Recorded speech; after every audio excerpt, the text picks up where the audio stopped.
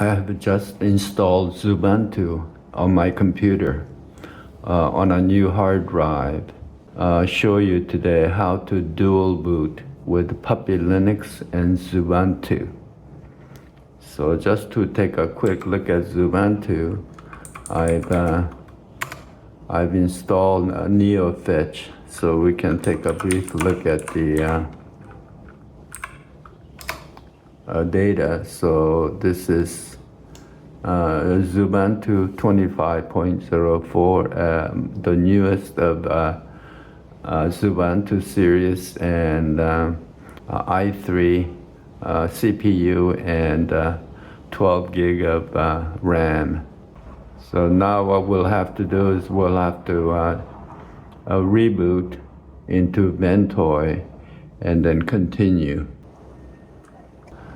BookwormPup64 today, and dual boot. So we'll go ahead and enter. Normal mode is fine, and we'll go to RAM only because we won't be using the pup save at all. There's no pup save. The first part of this is we'll have to partition the hard drive that contains the Xubuntu. So that will be the first thing we'll have to do. So we'll just close this window that's going to come up with Alt F4, and I'm going to stop here and readjust the display so you can see it much better. Now I have adjusted the display so you can see it much better now. The first thing what we want to do is go ahead and start gparted, and BookwormPup64 has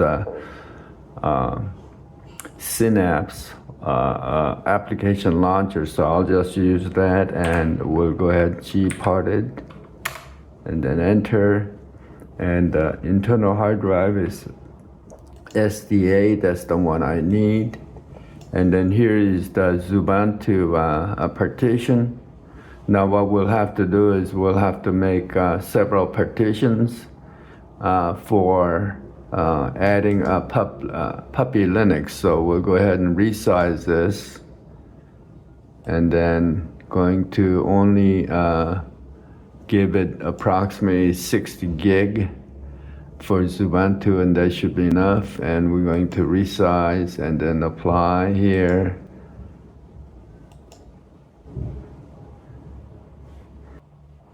So we'll just pause here. So it took about less than a minute. So we'll go ahead and right click and new. What we'll do is we'll have to create another for Puppy Linux, and we actually will only have to do this so we can get a proper menu for Puppy Linux. So I'll just show you as I go along. So for Puppy, we can give roughly 300 megabytes is more than enough, and we'll use FAT32. This is only for UEFI dual boot install. So we'll go ahead and give it a label of EFI, and then add. And then for Puppy Linux, we'll go ahead and if you want to install more than one copy of Puppy Linux, for example, and we'll give it a little less than a 10 gig, that should be more than enough for 4 or 5 Puppy Linux distributions, and we'll give it a label of pups.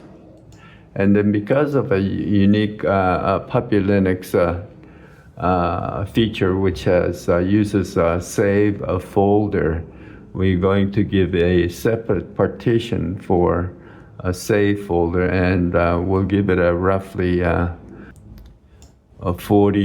almost 40 gig, and that should be more than enough for several Puppy Linux, and that's only for save a partition. And this for rest of it, we'll just go ahead and give it a data partition. I could just use almost the whole thing, so we'll just go ahead and do that. and leave it a little bit for a swap file at the end. So we'll just give it a label of data, DATA. And so this partition can be accessed by Xubuntu and Puppet Linux distribution. So this will contain later on music and documents and photos and so on. And at the end here, what we'll do is we'll go ahead and add a swap, Linux swap. This is a 1 terabyte SSD, but so you can adjust a lot of this, mainly the data partition to your whatever you need, because likely you may have a smaller hard drive. So we'll just go ahead and all the operations, and this should take only less than a minute or so. We'll just have to wait a little bit. So the Xubuntu partition is already all properly configured. Okay, now it's finished.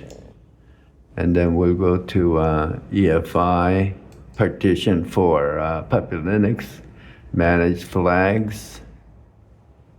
And then we'll go ahead and tick on ESP, which will also put a tick on boot.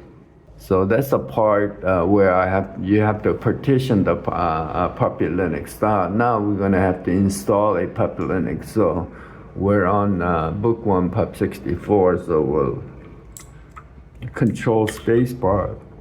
We'll launch the Synapse, and then we'll say Frugal Pup installer. So we'll just go ahead and launch that, and we'll go to X settings first. And because we have a separate save partition, we'll have to put a little tick on separate save location, and the autosave should be ticked. And OK. And then Puppet Linux, now we're going to have to install Puppet Linux. So I booted from Ventoy and BookwormPup64, so we can just go ahead and click this puppy. We want to install it into the hard drive, so we'll just go ahead and OK. And then we want to look for pups, a label, and we're going to OK. And then within it, I'm going to just BookwormPup64, and I've created a separate folder name, and make sure that you go ahead and click on a create here, and then now you want to say OK. So we've made a partition, because this the folders, you may not want to make a separate folder if you're only going to have a Bookworm, but because I tend to install many different puppy ISOs, I always make a separate folder. So, and then OK. And then it wants to know where the separate save location is going to be, and we're going to put it on capital SAV label. That's what we created with a gparted, and then we're going to say OK.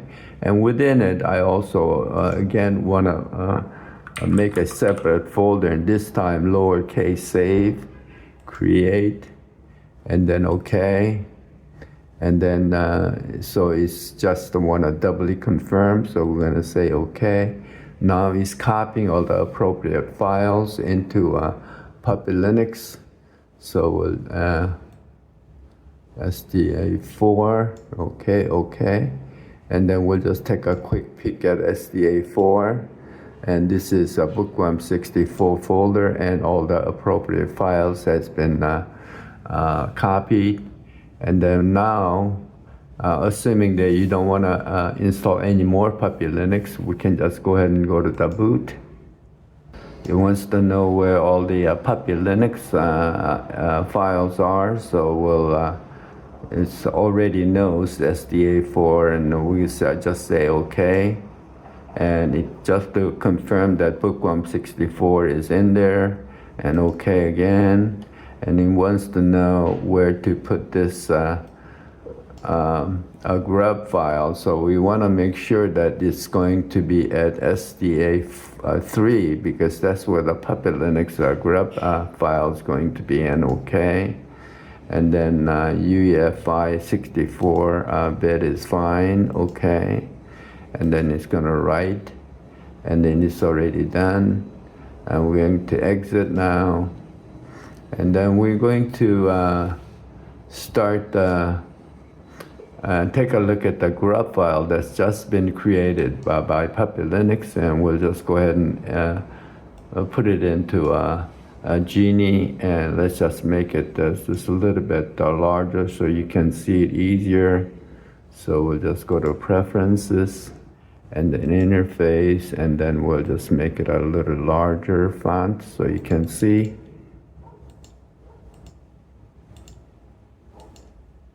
So here it is. So what we want to do is make a copy of this menu list where the Puppet Linux is. So we'll just go ahead and grab it and then go down to here. And then what we want to do is just go ahead and make a copy. Now we want to copy that Puppet Linux menu list into primary menu list or grub file in Xubuntu. So Xubuntu, although the Xubuntu grub.cfg is actually an SDA2 partition. Within a second partition, you go to the boot and then grub folder, and then we're gonna make it a smaller now. So with the minus key. And here's a grub CFG. So we'll just go ahead and drag it into a Genie editor. And then what we want to do is take a look, and then we want to look at the main entry of a Xubuntu. So here is Ubuntu. It says Ubuntu, but it's actually Xubuntu, and we want to, right before the submenu, we want to go ahead and click and then insert here, and then Control V, paste it, and then we're going to go ahead and save. And we'll just make a modification just for clarification. It's easier for me to detect it, so we'll just make this BookwormPup64 and then save. Now at this time, we really do not need a Puppet Linux grub partition. So what we'll do is we'll go back into gparted again. And then here is the Puppet Linux grub partition. So we'll just go ahead and right click, and then we're going to unmount first. And then right click again, delete, and then apply. And then now what we'll do is we'll reboot. But this time I will remove my Ventoy stick. So you'll just boot into the a single partition, boot partition of Xubuntu. Now here is the grub. Now I know I apologize for being very tiny, but first is Ubuntu and next is the BW64. So that's what we want, and then enter.